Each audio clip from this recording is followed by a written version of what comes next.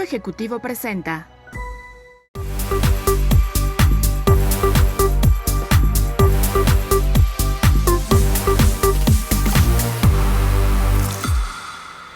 Amigos, bienvenidos una vez más a nuestro programa 18 minutos de innovación, creatividad, economía, en fin, los mejores temas para que ustedes estén al día en este mundo de los negocios. Y hoy nos acompaña una súper invitada, pero antes déjenme presentar a mi amigo Mauricio Reynoso de la MEDIR, la Asociación Mexicana de Directores de Recursos Humanos. Encantado en saludarlos, me da mucho gusto recibirlos de nuevo. Y efectivamente, Paco, hoy tenemos una invitada de lujo, súper lujo. Van a ver. Y yo soy Francisco Gerardo Rodríguez Aguirre, de Smart Speakers, el principal buró de conferencistas de América Latina. Hoy nos acompaña Victoria Holtz.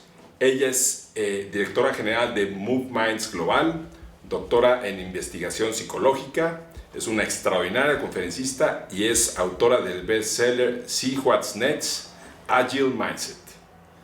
Victoria, gracias por acompañarnos. Muchísimas gracias. Y la primera pregunta es, ¿cuál es el concepto de tu libro, ¿no? ¿De qué trata? Muchas gracias. Bueno, el concepto del libro, la verdad es que fue cambiando, porque primero hablábamos de el See What's Next, Agile Mindset. ¿Y por qué hablamos de este mindset? Porque estuvo muy de moda hablar de Growth Mindset. Pero Growth Mindset con Carol Dweck, bueno, estamos hablando de los 90s.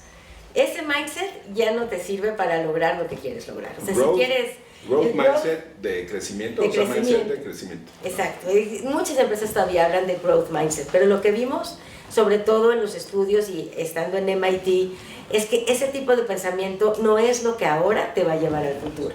Por eso hablamos de un nuevo tipo de mindset que es el See What's Next mindset. O sea, ese growth mindset ya no es suficiente, sino es cómo logramos tener un paso cuántico hacia un liderazgo visionario que vea cómo llevamos a la organización al siguiente nivel. Extraordinario. Y en ese sentido, cuéntanos, ¿qué papel juega el liderazgo? El liderazgo, cuando hablamos de una organización agile, ¿qué papel juega el liderazgo?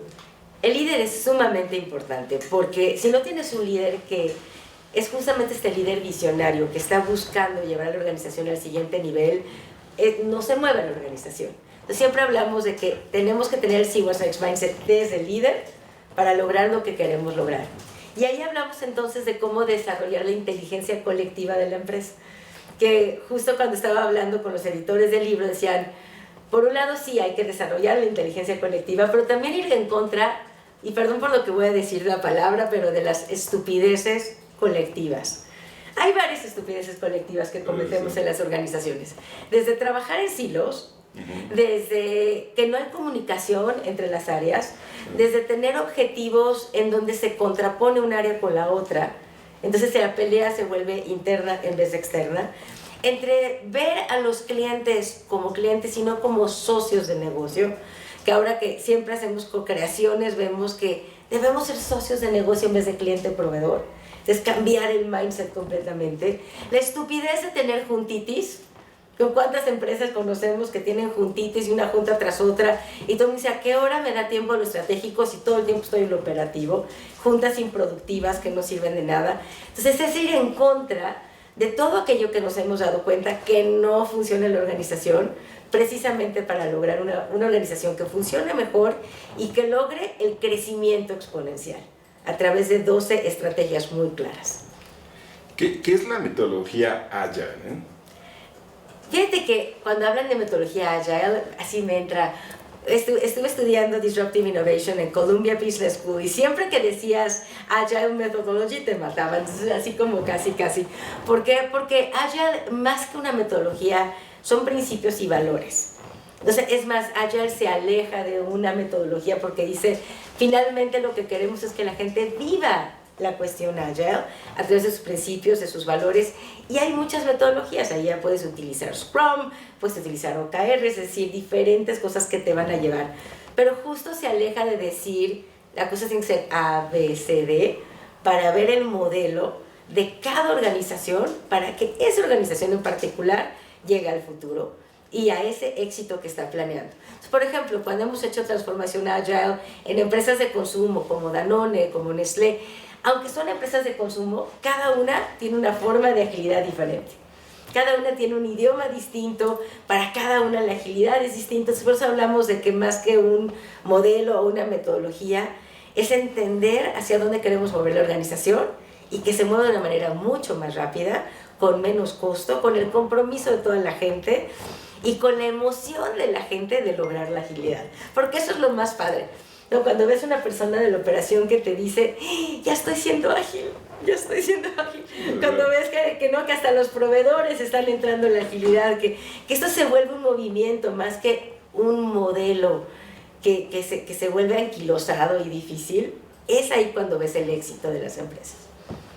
Y en ese sentido, Victoria, yo he entendido que hay un concepto muy relacionado, es mi entendimiento, muy relacionado con Agile, es adaptabilidad, una adaptabilidad personal, grupal, organizacional. ¿Estarías de acuerdo conmigo? ¿Y cómo se refleja y se manifiesta esa disposición personal, organizacional, para verse involucrado y comprometido, como dices, en metodologías Agile, en ser muy orgullosamente ágiles? Totalmente de acuerdo, es adaptarte o morir, estar en continuo cambio, porque mucho de lo que sucede es que las empresas tienen un plan y quieren que la realidad se acerque al plan, y no, la realidad es la realidad, el plan se tiene que adaptar a la realidad. Entonces ahí esta palabra que dijiste, Mauricio, es exactamente correcta, es cómo nos adaptamos constantemente y cómo crecemos constantemente.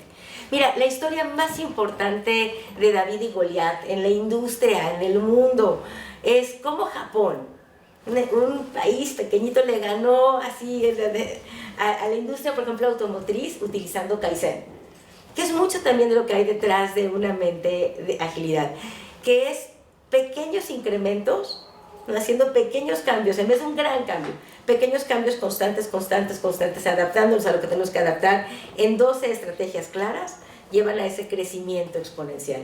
De hecho, tenemos ahora un simulador en donde puedes ir jugando con estas 12 estrategias y viendo cómo, por ejemplo, si subes el 2.5 en todas las estrategias, el resultado es el 400% de avance. Es decir, no es 2 más 2 es 4, es 2 más 2 puede ser 400. Si hacemos que toda la gente de todos los niveles entienda muy bien cuál es ese 1%, ese 2% que tengo que mejorar, pero de manera constante. Es el gran poder del incremento constante. Fíjate que escuchas la palabra agile y pues dices, bueno, seguro es ágil, pero me comentabas que no es exactamente lo mismo, ¿no? O sea, que es diferente. Entonces, si nos puedes decir las diferencias y cómo lo llevas esto a un liderazgo agile. Muchas gracias. Bueno, hay una controversia ahí, y es más que nada de traducción, que algunos dicen que no se debería llamar liderazgo ágil, porque ágil se traduce como rápido, y cuando hablamos de agile es algo mucho más complejo que solamente hacerlo de manera más rápida. Pero más allá de la palabra como tal, la cuestión agile es muy importante en el sentido de que primero tienes que estar preparado. Por eso siempre hablamos del soulful leadership. Primero tú como líder tienes que estar preparado, porque ese es tu instrumento. Tu instrumento es tu cuerpo, tu mente. Si no estás tú preparado, no importa cuántos cursos haya, cuántos modelos, no lo vas a lograr. Una vez que ya estés ahí, ahora sí viene el cómo vas a lograr que tu empresa se mueva hacia la Me gustó el actividad. ejemplo que nos diste hace rato de la mascarilla de oxígeno en los aviones. Exacto, ¿no? Como siempre te dicen, ¿no? Cuando estás en un avión, ponte la mascarilla primero y luego ayuda a otros. Y es lo mismo en el líder. Si tú no estás respirando primero, si tú no te cuidas primero, ¿cómo vas a cuidar a tu gente? Es muy importante. El siguiente nivel es cómo ayudamos, cuidando a la gente ahora a tener una experiencia de cliente increíble, tanto dentro de la organización, porque nadie da lo que no tiene. Ese es otro error de la agilidad, que creen que la agilidad solo va para afuera, y al contrario, es hacer que toda la gente de tu organización se empodere para lograr tomar decisiones mucho más rápido, para tomar decisiones en el nivel adecuado y no que todo tenga que ser hasta que el líder diga. Y finalmente llevamos al siguiente nivel, que es el líder transformacional. Que ese es el que lleva a la organización al siguiente nivel y que son los líderes que van a lograr que sus empresas crezcan y se desarrollen y tengan un crecimiento exponencial en esta década, que es una década de mucha competencia y muy compleja. Y todo eso me lleva a pensar que También hemos escuchado conversar sobre inteligencia colaborativa, ¿no? Y yo creo que es uno de los factores también importantes como detonador de lo que nos comentas. ¿Qué es inteligencia colaborativa? ¿Cómo lo pueden abrazar en una organización? Entiendo también su relación con liderazgo, pero platícanos un poco más sobre este concepto. Fíjate que ahí hay estudios muy interesantes, y gracias que lo comentas, sobre inteligencia colaborativa, inteligencia colectiva, en donde vemos que muchas veces hay personas muy inteligentes cuyo resultado no es muy inteligente. ¿Y por qué ese resultado de mentes tan inteligentes no es tan inteligente? Porque no saben trabajar juntos. Entonces, justamente lo que hablamos cuando hablamos de agilidad y cuando hablamos de tener este crecimiento exponencial es unir la parte más importante de la inteligencia colectiva para lograr empoderar esa inteligencia a tomar decisiones. Entonces, en vez de lograr estupidez colectiva, y de nuevo, perdón que diga la palabra, ¿no? Y que de pronto es hacer lo mismo que hemos hecho siempre pensando que el resultado va a ser diferente, que era, ya todos sabemos esto, ¿no? Que es lo que mejor que decía Einstein, sino hacer algo verdaderamente diferente para tener resultados diferentes, aprovechando la inteligencia de cada persona en la organización. Un ejemplo lo tuvimos con una automotriz, en donde en esa automotriz, voy a ponerles un ejemplo muy, muy chiquito, una persona de la línea decía ella, los zapatos que usamos son muy duros y la verdad nos cansan mucho y estamos parados 8 horas. Quisiera que cambiáramos los zapatos. ¿Qué pasa si este operador le dice a su supervisor? ¿Qué dice el supervisor? Aquí eso no me corresponde. Sí, o sea, aguántate y sigue trabajando, pero veíamos que la productividad conforme iba pasando el día iba bajando. Entonces, cuando tú empoderas a la gente, a que no importa el nivel que sean, puedes dar ideas, puedes cambiar el mundo en el que trabajas. Esta persona, don José, hizo un estudio y demostró que había zapatos más baratos, mucho más cómodos, que duraban además más, a lo largo, perdón, eran un poquito más caros, perdón, pero a lo largo eran más baratos porque duraban más. Y ahora todos en esa automotriz en Latinoamérica usan los zapatos de don José. Y la productividad aumentó y la sensación de gozo y de decir, estamos siendo escuchados. Entonces, cuando hablas de inteligencia colaborativa, es no pensar que hay un limbo o hay un Olimpo en donde ellos solamente son los que piensan, sino escuchar la inteligencia de aquel que va todos los días, por ejemplo, al punto de venta, que se está peleando en las entregas en Walmart, que está peleando, ¿no?, con los proveedores o los mayoristas todo el tiempo en el campo, que son los que verdaderamente tienen la inteligencia que nos ayuda como organización a crecer. ¿Cómo es la comunicación en las empresas Agile? Esto me encanta porque, ¿cómo es la comunicación hoy? Tú le preguntas a cualquier empresa, díganme si no. Todos se quejan, es que nuestra comunicación no es buena. Todos se quejan de lo mismo. ¿Por qué? Porque nos esperamos a la junta, porque en muchas organizaciones es hasta que no me mandes el correo con copia a todo el mundo, ¿no? Y entonces así ya sabes, ¿va? Con copia a mí y a mi jefe, con copia al jefe del jefe y que toda la organización se entere. Entonces, la comunicación se vuelve muy compleja cuando debería ser muy sencilla. Entonces, esta comunicación en células funciona mucho mejor cuando hablamos de agilidad, porque en vez de que marketing le dice a ventas y ventas le dice a supply y supply, estamos todos juntos, todos tomando decisiones al mismo tiempo, de tal manera que se mueve mucho más rápido tanto el resultado como la toma de decisiones, porque estamos todos ahí, en vez de que, como sucede en muchas organizaciones todavía, las cuestiones van rebotando de área en área y cada uno tiene su punto de vista, lo cual es muy cierto, y entonces las cosas se tardan mucho tiempo. Pero ¿qué pasa si tomamos las decisiones con los tomadores de decisiones? Y ahora lo que hacemos mucho es co-creación. Invitamos a los clientes y a los proveedores también. ¿Cómo hacemos que toda la cadena de valor se haga más rápido, de una manera que agregue valor para todos y en vez de pelearnos como cliente-proveedor, seamos socios de negocio para tener el mejor resultado dentro y fuera de la organización?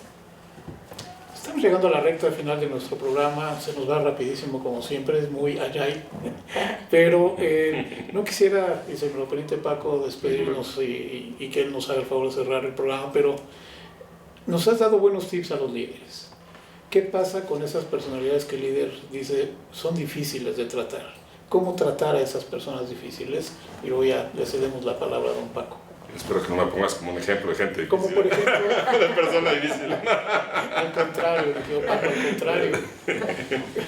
Bien, yo siempre digo que no hay gente difícil, no hay gente difícil en la organización, es entender qué hay detrás de una persona difícil. A lo mejor hay una resistencia al cambio, a lo mejor hay miedo, entonces entender qué hay detrás de la persona difícil nos ayuda mucho más a tratarlo, y el hecho de ponerle el título persona difícil, desde ahí ya tenemos problemas. Entonces es mejor pensar, es alguien que a lo mejor piensa de manera diferente, alguien que tiene un reto distinto, y cómo logramos darle la vuelta para entender a la persona que está frente a nosotros, y entendiéndola, entonces el trato se vuelve mucho mejor. Pues muchas gracias, Vicky. Gracias, Mauricio. A nombre de Mundo Ejecutivo, de La Medir y de Smart Speakers, les damos las gracias y los esperamos en nuestro próximo programa de 18 minutos. Hasta luego. Mundo Ejecutivo presentó